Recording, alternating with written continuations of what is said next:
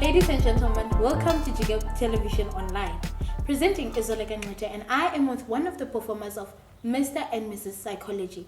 He's not just the performer, he's the writer and director of Mr. and Mrs. Psychology. He's also the writer and director of Who Shot PEDRO, and he will be glad to introduce himself. Sir? How are you? I am great, sir, and how are you? I'm good. My name is GOITSEMANG PHOLO, and I'm popularly known as the Black Jackie China of South Africa. Okay, so sir, Jiga Performing Arts College is taking their productions to Malawi this year. Not one, but two productions this year, which is Mr. and Mrs. Psychology and Who Shot PEDRO. In these two productions, both of them has been written by sir. What was the inspiration behind that? Okay, yes, you are right. We are going to Malawi, and the festival that we are attending is Theatre Renaissance Cabaret, and this is their second year.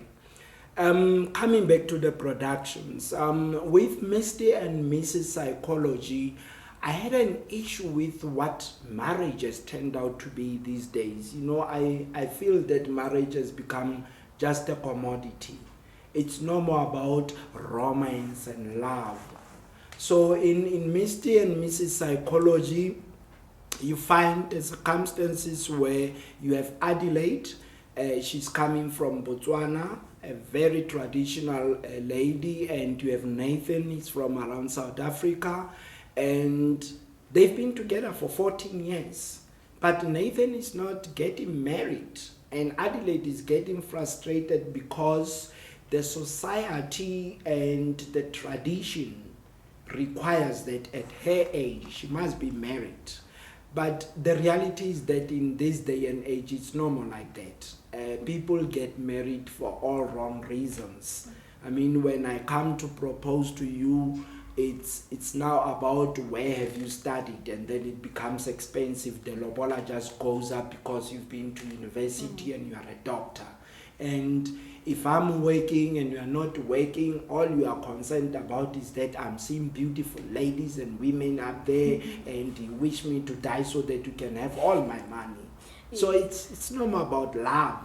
And that's why I wrote Mr. and Mrs. Psychology, so that we can engage and, you know, people can go back to the original concept of being married. It's about being in love. It's about having a life partner. Then with PEDRO, PEDRO said dangerous things about dangerous people. Here I'm exploring issues that we are afraid to talk about. I'll give you an example. I'm also a drama teacher because we have a college. So I make an example to my students to say, you know, Africa, when you go into the Bible, Africa only appears as a bad, or it appears only with bad things. You know, Pharaoh fighting Moses and Petros, and then there's this lady who was hiding Matekwani in there. You know that story. And when Cain and Abel, when Cain kills Abel, he goes to some nations. When you look at the map, it's actually somewhere in Africa. But the worst one is, before these Western people came to South Africa or Africa and colonized us, we were living, we had our own indigenous knowledge. I mean, Chaka was already fighting people and pushing them. And he didn't need a compass or a map to know where his enemies are. I mean, we still don't know how Mushweshwe went up to that mountain called Tababusiwe in Lesotho. But because of the stars and other information that they had, the knowledge, they went up there. So these are things I'm talking about. You know, you don't want me to go deep into that because it can actually get us both killed if you know about that. So that's what inspired that. We question a lot of things, you know, simple things. What do you call steak in your own language? Pork? Or no, you don't call it pork. You don't have a word called steak in Sesotho or what. I get. You don't have it because they've tagged a certain part of the meat that this one is eaten by the important people, and it's called steak. You are used to mandwana, instant styles. Those are the things you can afford. And I'm saying, who said those are less expensive? Who adds value to that? Why do we have gold? When you go to the DRC, they have minerals. But those poor people are forever fighting. Why? Because the Westerners need us to be fighting each other so that they can steal and chow our minerals. So that's why Pedro gets shot. But if you want to know who shoots him, you need to come and watch the show. GK Performing Arts College has been to different countries in Africa.